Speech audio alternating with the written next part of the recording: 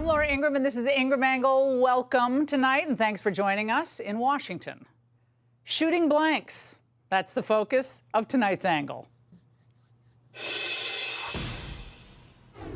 What does it take to get fired in this administration?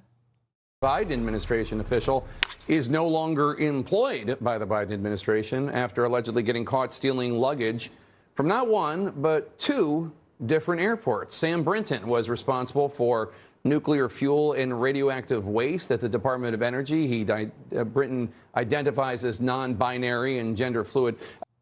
Oh, does he? Talk about holding the bar really high. You know he'd still be there if they didn't have that security footage, by the way. Well, for this administration, it's failure as far as the eye can see, yet zero accountability, none. Still no senior officials, no cabinet official fired. Not Alejandro let 'em all in Mayorkas at DHS. Not leave it to Pete Buttigieg at the Department of Transportation.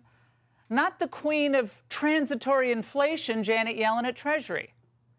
So the only logical conclusion at this point can be that America's decline is their agenda. Now, Biden's balloon fiasco was a national embarrassment for the United States at every turn, and it reminds us that we really don't have military leaders who are looking out for us. Even when Generals Austin and Milley blew the Afghanistan withdrawal, which led to the deaths of 13 service members, they still kept their jobs.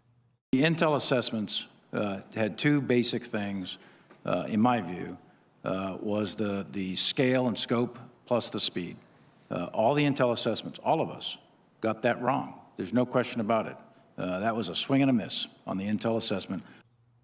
Oh, swing and a miss. Forget it now. In no other professional setting would this be conceivable. But at the top levels of our Defense Department, they protect their own. And then they move on to the next debacle, and then they demand that you support them unconditionally. War has evolved over the last 11 months, but the mission under General Austin's leadership, under Secretary Austin's leadership, has remained the same. As much as it takes, for as long as it takes. This isn't just about Ukraine's security. It's about the world that we want our children and grandchildren to inherit.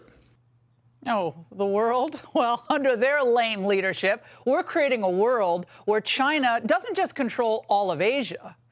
It's making gains in our own hemisphere, including right here in the United States. You see, China's serious about its plans for domination and control.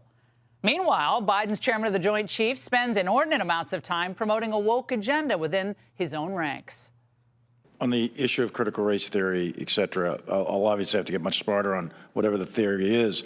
But I do think it's important, actually, for those of us in uniform to be open-minded and be widely read. And the United States Military Academy is a university. And it is important that we train and we understand. And I want to understand white rage, and I'm white, and I want to understand it. Bet he never gets so indignant with the Chinese, though.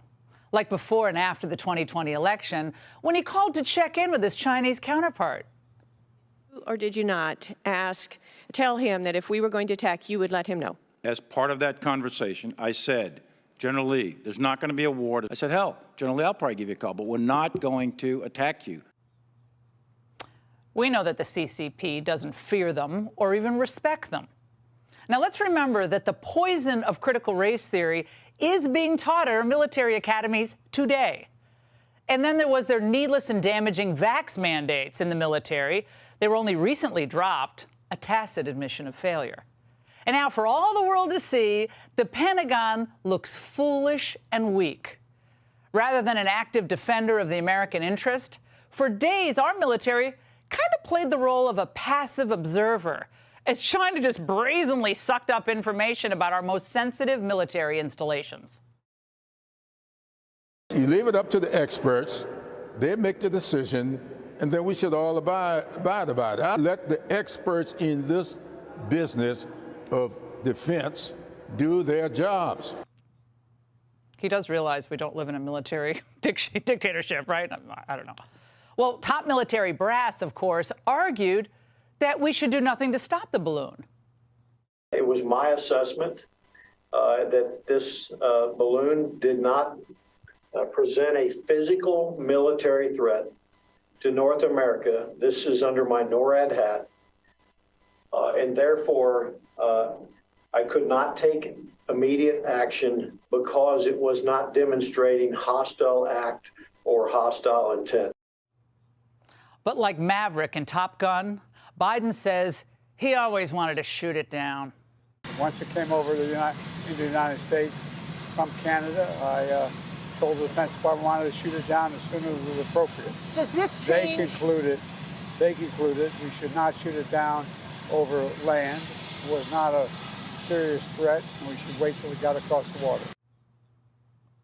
What seems obvious is that the Biden people had wanted to keep the entire thing secret and hoped that the balloon fiasco would literally blow over.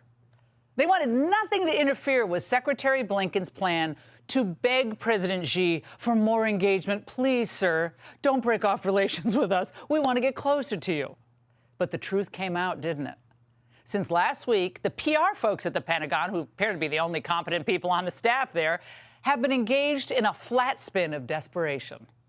We believe we mitigated the intelligence capability of the balloon, at the same time increasing and improving our ability to collect intelligence and information from it. Well, at least one former Democrat Secretary of Defense isn't buying this. The White House has said that a lot of the information the Chinese might have wanted were scrambled. They didn't get much of anything.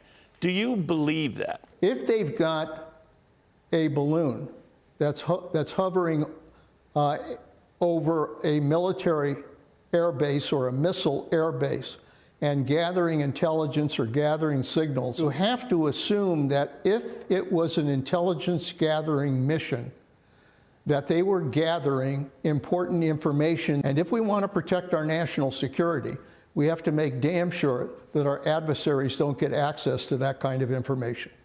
Never thought I'd quote Leon Panetta on the show, and of course the administration even claimed that 3 different Chinese balloons flew over America during the Trump administration.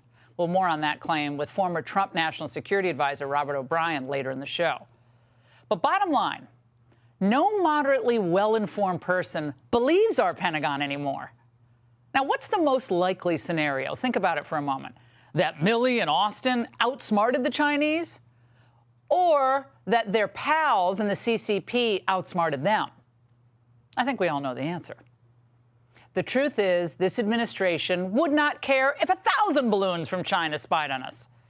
Just like they don't care about the people who are being murdered in China, or the fentanyl that China is sending to poison and kill our people, or the way China crushed freedom in Hong Kong, or the way China is building the strongest military in the world. They don't care about how China uses TikTok to steal users' data, or how China infiltrates our universities, or how it's buying up food companies, real estate, farmland. So they certainly don't care about a balloon. They're just worried about the political fallout going into 2024. For this White House, the policy is never wrong. It's just the messaging.